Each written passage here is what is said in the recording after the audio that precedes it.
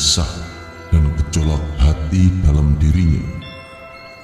Bagaimana pula perasaannya dengan melihat semua yang sedang terjadi ini, baik itu situasi alam maupun keadaan umatnya yang sedang berada di ujung tanduk, seperti bom waktu yang sudah siap untuk meledak, dan itu bisa terjadi kapan saja. Ya, jika kita tidak pernah berpikir tentang Dia, Sang Pilihan Tuhan itu, karena kita sudah hanyut dan terhanyut dalam harapan akan kedatangan dan kemunculan Dia, Sang Penilih, di tengah-tengah kita dengan suatu bukti yang nyata, sesuai yang telah dinubuahkan oleh Rasulullah SAW, sesuai pula dengan yang telah ditulis oleh Prabu Joyoboyo atau yang telah dipesankan oleh Prabu Siliwangi, serta yang telah diukir oleh Raden Ngabei Ronggowarsito.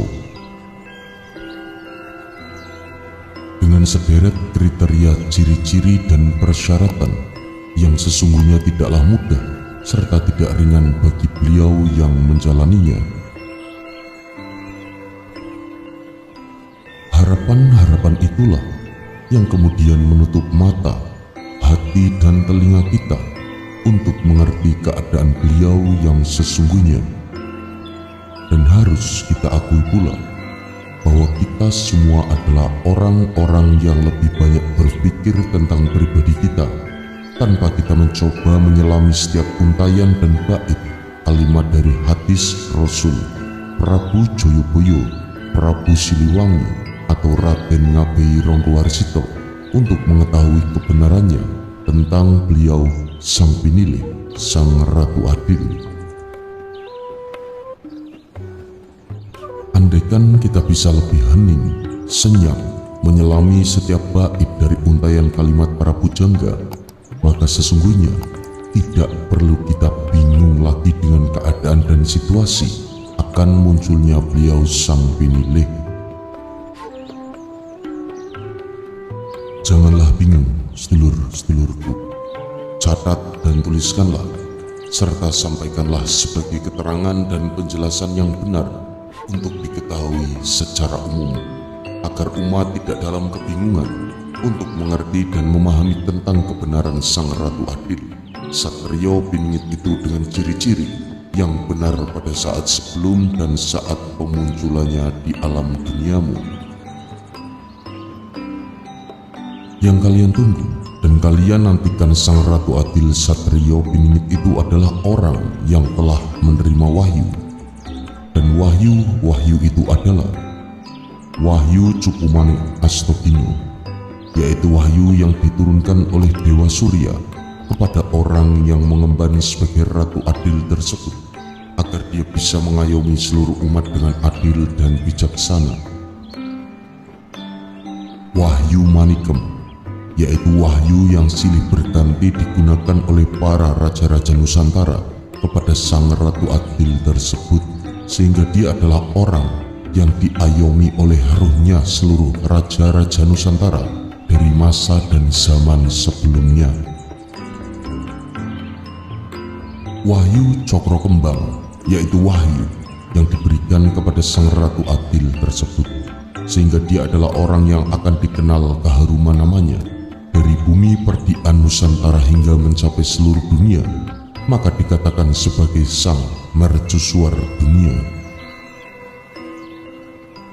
Wahyu Cokro Kembar, yaitu wahyu yang diembannya sebagai kekuatan untuk mengatur alam dunia lahir dan alam dunia gaib, maka Sang Ratu Adil itu adalah orang yang mempunyai kekuatan hidup dalam dua alam karena kekuatan wahyu Cokro Kembar tersebut.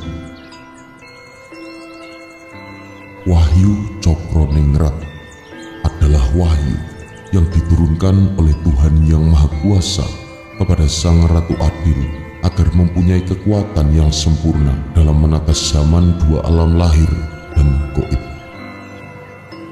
Sedangkan wahyu Nur Muhammad itu adalah wahyu yang dikatakan sebagai wahyu pamungkasnya, karena sesungguhnya bahwa wahyu Nur Muhammad itu adalah induk dari semua wahyu yang ada dalam seluruh kehidupan dan semua zaman yang berlaku dalam kehidupan.